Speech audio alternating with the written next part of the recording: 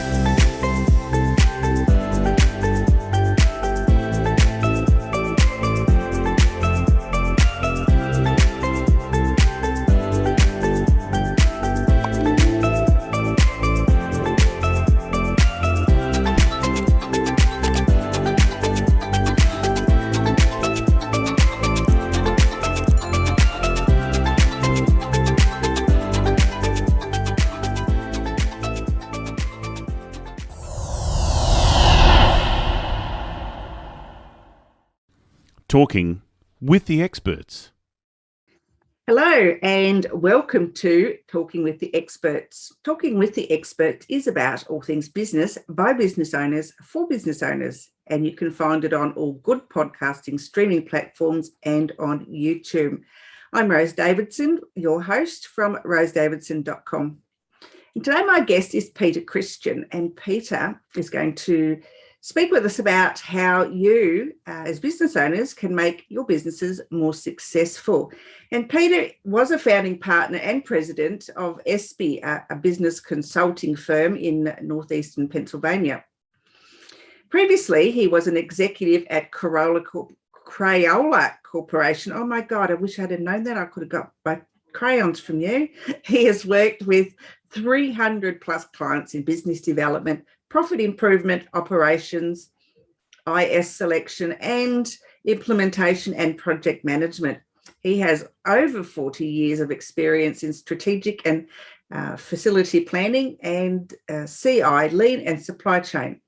He has helped companies to realize millions of dollars in cost reductions and profit improvements, adding and retaining thousands of jobs.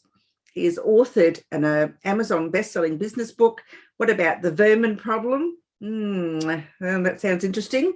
It influences and influencers, and is published in a variety of professional magazines. Welcome, Peter. What an impressive resume. Thank you, Rose. Glad to be with you.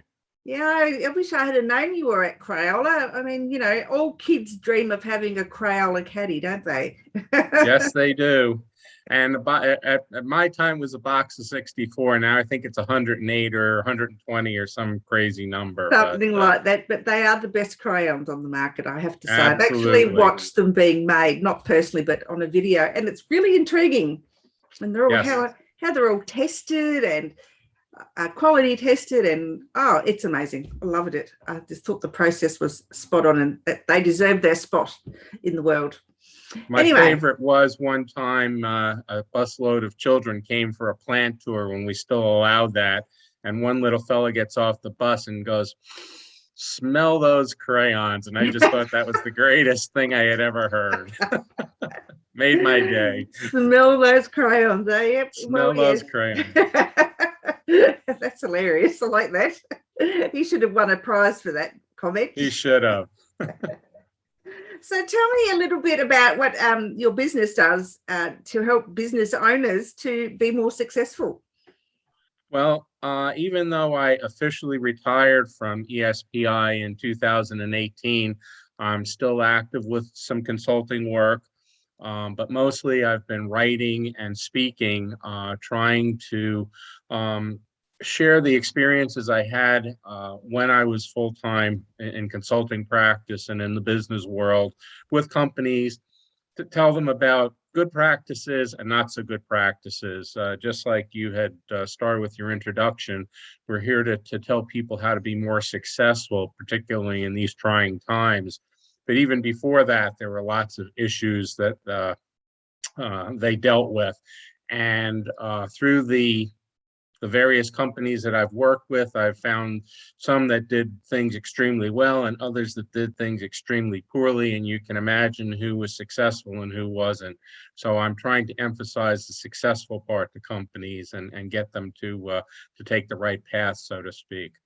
Yeah, I have had conversations with other consultants such as yourself about, how people or businesses just oftentimes aren't doing the right thing either by the company or by their employees, because, they have too many managers, not enough leaders, because managing and leading, as you and I both know, and I'm sure the majority of our viewers and listeners know, that it's not the same thing. You can Very manage different. a business, but you don't necessarily know how to lead. And I have found that quite often, even in corporations, it's too top heavy. They don't listen from the bottom up. They're too. I don't even think that the managing director would even have been on the floor to meet his ground staff at all. And I think it's really bad. Too interested in telling people what they know instead of listening to what the people know and dealing with that. Big problem. Absolutely. So I guess what is one of the steps that you take a business through to make them to help them to become more successful? I think it's a twofold thing. One is to identify just where the problem areas are, but then to recognize that they've caused a lot of those problems. It's, getting that recognition that, yeah, we're part of the problem and we need to change what we're doing in order to make things better, and then to do it. Okay, that's sometimes the hardest part, because even when you point out to executives and companies things that are going wrong, they can be reluctant in making changes for whatever reason, and then we can go into that and spend quite a bit of time It'll talking take about that. days of conversation. Days and days and days, yes, and never get through them all. But that's the biggest problem, and then to stick with it, because it's not a very quick, 1 second thing and then everything is okay. It takes work. And you didn't get to the point of having problems overnight, and it's not going to be overnight to solve them, and you can get back into that if you let things lapse again.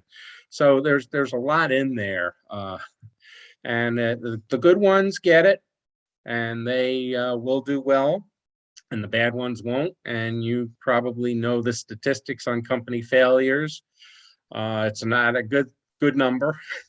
No, Unfortunately, no. because a lot of them don't get it. Like you said, there's a lot of managers out there, but not a lot of leaders.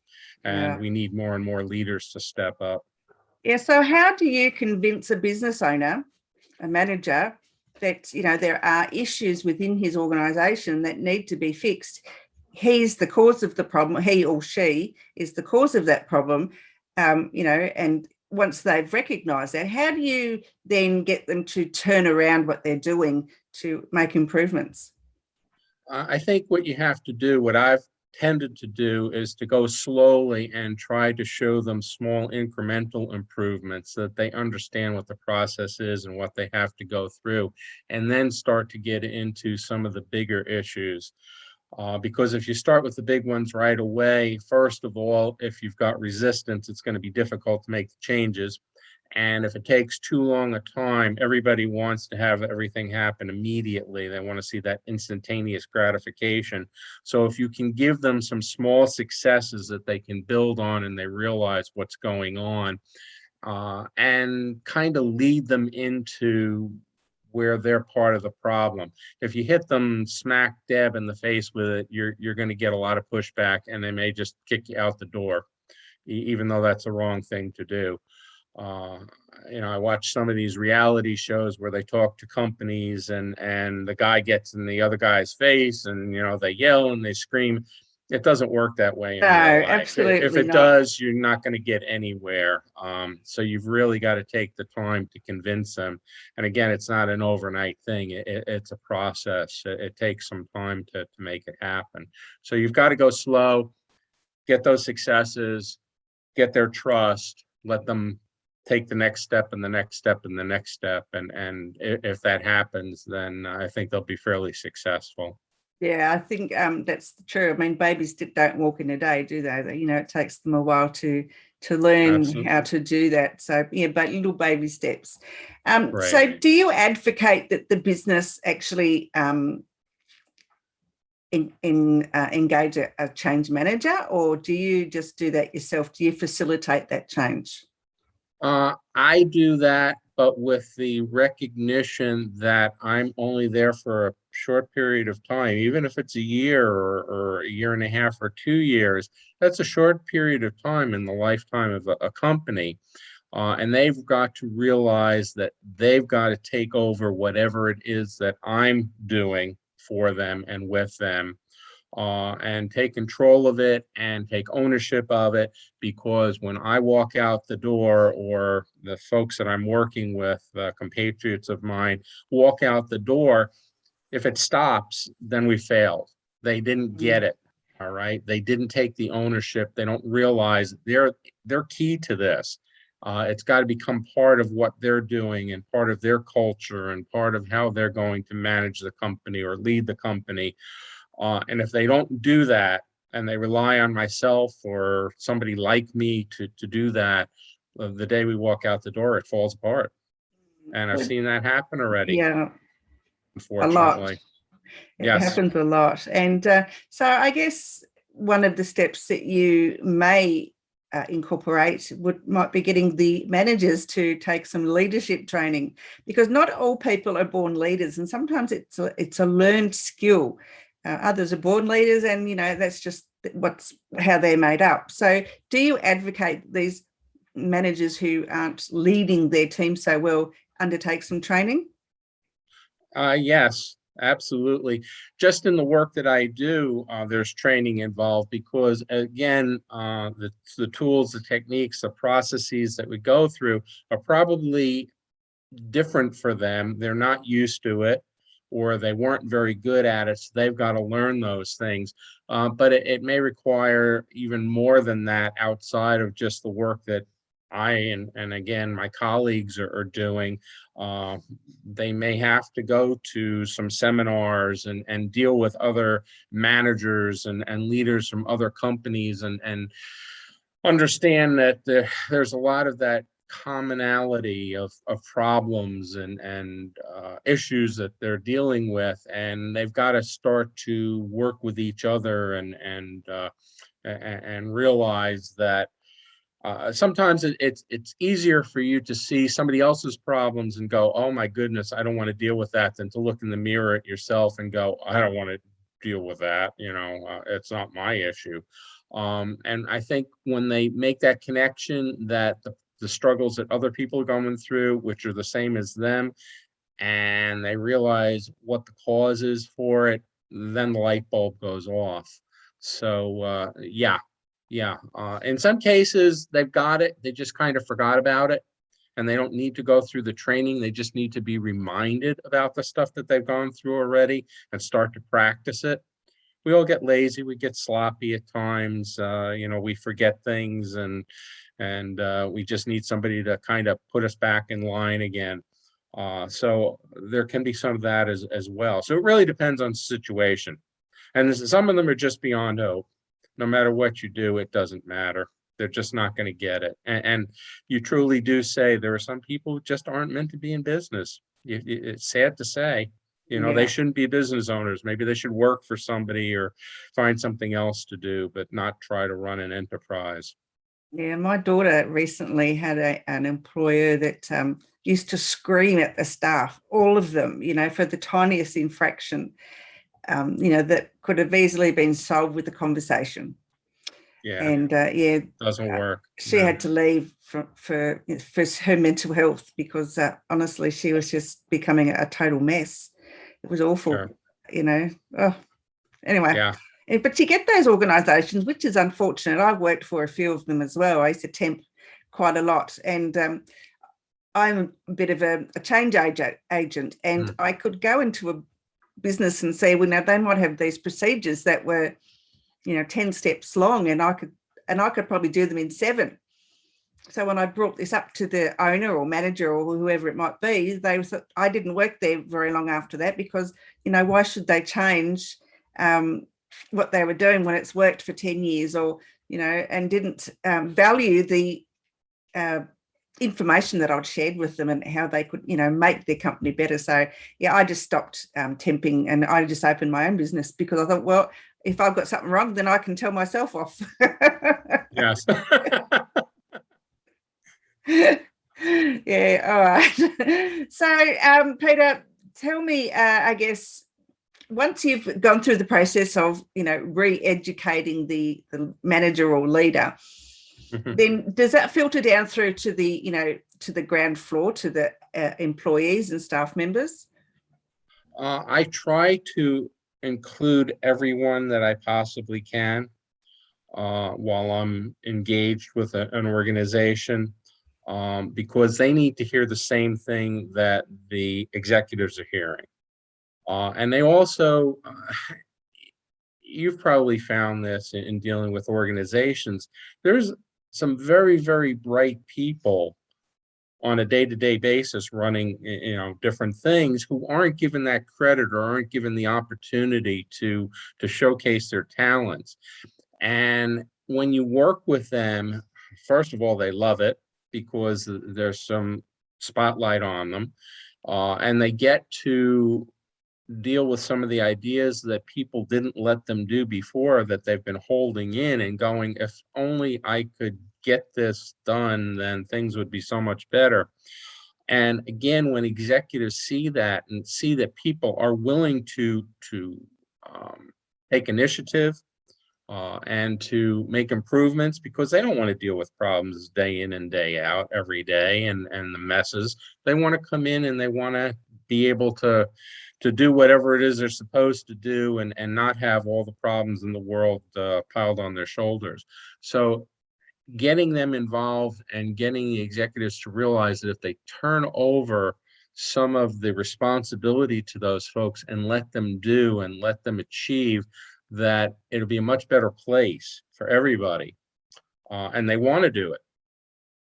It's just they're not allowed to in a lot of cases. So once you open that up, it's pretty hard to, like I say, put the genie back in the bottle once you've opened it. And then they realize that it also makes it a lot easier for them because they've taken so much on themselves that everything's on their shoulders. So nothing happens without their okay. Well, you can understand what a bottleneck that is to an organization when a person or a few people control everything.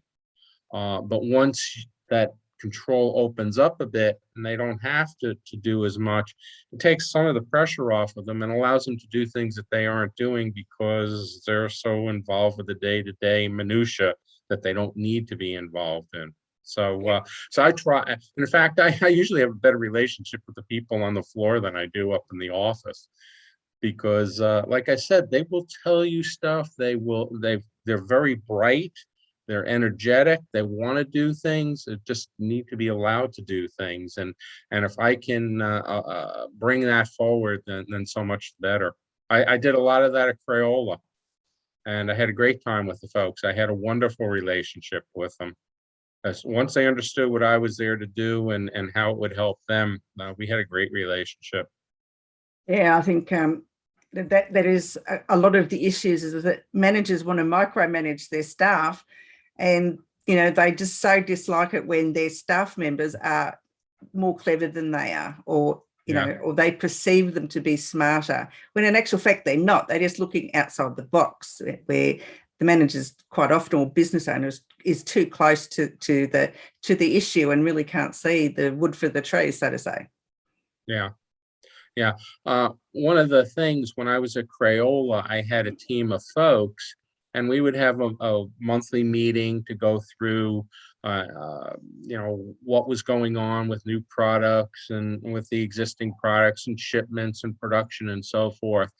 And the first couple of meetings, I ran them. And then after that, they ran the meetings themselves. I just sat there. So the customer service guy would get up and he would talk about what was going on with shipments and if orders were being delayed and what the problems were. And he would turn it over to either the engineering guy or the quality guy or the purchasing guy.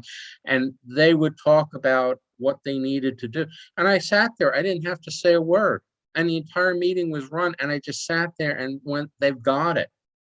They got exactly what we're trying to do here, and I didn't have to say a word. And it wasn't a lack of control on my part. It was a pinnacle of control because I didn't have to do anything. They knew what to do. All right. And if I had to interject something every now and again, I had to interject something. But by and large, they ran the meetings, and it was great. And that was a one-time experience. I never had anything quite like that. But it was really a marvel to see when you turn people loose and they do stuff like that. So the capabilities are there if you allow it to happen. It's the allowing, though, that is the issue. So tell me about your book. What about the vermin problem? What is that about? That is a really creepy title. Got your attention, though, didn't it? Absolutely. Yes, it is not about extermination, although there are some people who there are on occasion, pushing towards that. But the title came from one of the experiences I had, which was dealing with a client where we were trying to expand their current facility and reorganize it and so forth. Had a lot of problems throughout the entire project. And then finally put stakes in the ground, said, okay, this is it. We've got as much information as we're going to get. Came out with the reorganization and so forth. And what it was an expansion of the facility. And we were going to move the different departments around, and we were going to put production where the warehousing was and warehousing where the production was. And the owner looked at us, myself and my colleague, and said, well, what about the vermin problem?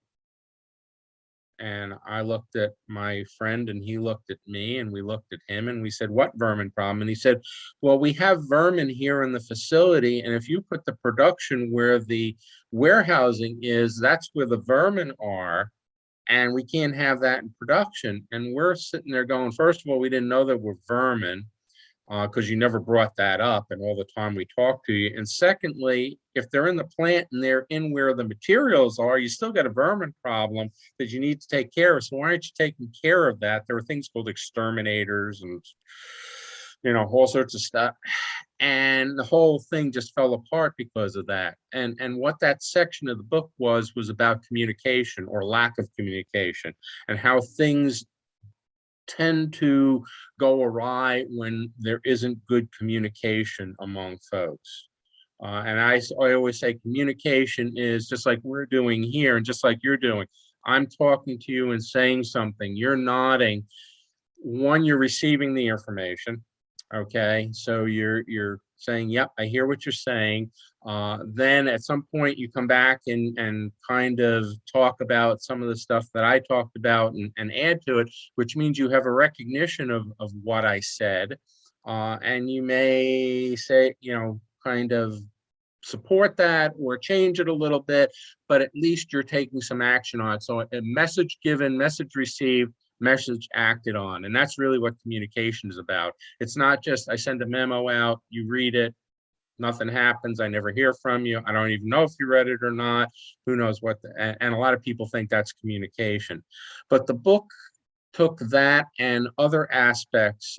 They were all instances that happened with clients where I said, someday this should be in a book, and it was about good and bad experiences. And just like with communication can be good or bad. In this case, it was bad. But in instances where it's good, things happen wonderfully. Okay, when you're communicating, we're having this problem, this is what we need to do about it, or what do you think about what we should do, and we talk about that, and we move ahead with it. The same was true with other things like trust, building trust, or not having trust, and what that can be. So it was a compilation of those experiences, and it's a book to get out in front of people to say, if you don't do things poorly, then you will be successful. If you do things well, you'll be successful. If you don't do things well and do them poorly, you're going to have problems, to the point where you may even risk losing your business. And I had a couple of clients where that happened with me, and I felt terrible about it, but they just didn't get it, and they did whatever they wanted to. One was where they knew more than I knew. And I got a section about that. I'm the smartest guy in the room. I built the business. I know. I'm going to show you how smart I am. I don't care what you say. I'm going to do what I want to do anyway. And you wonder why they have you in there in the first place then. And they do it. And it was wrong to begin with. And it continues to be wrong. And they go out of business. You just hate So, that when the boss thinks he's smarter than everybody else. And in actual fact, they wouldn't be in the poo that they're in if they were smarter than everybody else in the room. So I had one client where they brought us in because they wanted to put in a clean room operation, and they knew nothing about it. So we're going through and we're doing all the work, and the guy calls me up one day and says, I decided that I'm not going to put the air filtration system in, which is key to a clean room operation, because you got to take all the nasties out of the air. He says, I'm just going to put air conditioning systems in. And I said, you're not going to have a clean room operation. I said, you brought us in because you didn't know what you were doing, and now all of a sudden you're the expert on it. Again, brightest guy in the room. I said, and I'm not going to sign off on that, because when you bring in a client and say, here's my clean room, and the guy goes, no, it's not a clean room, it's an air conditioned room, but it isn't clean, you're going to go, well, that Pete Christian guy, I had him in here and he didn't say there was a problem with that. I said, it's not going that way. So basically, I fired the client. We stopped working with him. I said, I will not sign off on that myself and my company. If you're going to do that, you're on your own. Don't use our name. And we're done. We're done. But you get clients like that. It just amazes you. So, yeah. I've had to fire some clients too, because, they didn't get it. They don't get the whole process. It's just what you went back and call, 24/7, and they don't understand you've got other clients, or you've got, you have a life, you've got husband, you've got children, you've got, something else other than them. And they just think, spend 24/7 with me. No, thank you. Yeah. So that's what About the Vermin problem is about those instances, and to say to folks, you can be very successful, or you can be less successful, or even a failure, depending on the actions and the decisions you take in a variety of different capacities. It's a terrific, terrific title for a book. Yeah, I'm going to have to go and search that one out. Peter, where can people find you if they want to work with you? You can find me on LinkedIn. I have a LinkedIn profile, Peter Christian. Peter Christian tends to be a fairly common name, but you can find me. I'm as an author, consultant, adjunct professor. I teach project management to folks that want to become certified in project management. So if you find that profile, that's me, and you can certainly connect with me there. I have a website, which is petechristianbooks.com. And that talks about not only the things that I've written, but also my speaking and so forth, and consulting. Or you can email me at phchristian and the number 53 at gmail.com. That's phchristian53 at gmail.com. Any one of those three. Just get in touch with me and say, I would like to chat about whatever it is you want to chat about, the business, just business in general and how things are going, what my opinion is on various things, and we can go from there. Lovely. Thank you for sharing those details. Any last words of wisdom that you can share with our listeners and viewers today? You can be successful because there are lots of successful people in this world, but you've got to be open-minded. You've got to change with the times. You can't be the know-it-all, and you shouldn't be the know-it-all. Nobody is. We are dependent on the people who work for us and with us, and the better that we work with them, the better off we're going to be. And if you do those things, you've got a better than fair chance of being very successful. And if you don't, chances are good you won't be. And you'll be one of those statistics about the business that didn't make it, unfortunately. Good advice. Very Thank you. sound advice. Yes. All right. Well, thank you so much for joining me today. It was a pleasure to meet you and have this conversation. And I know that our listeners will get a lot of benefit out of your wisdom. Great. Thank you very much for having me. I appreciate it.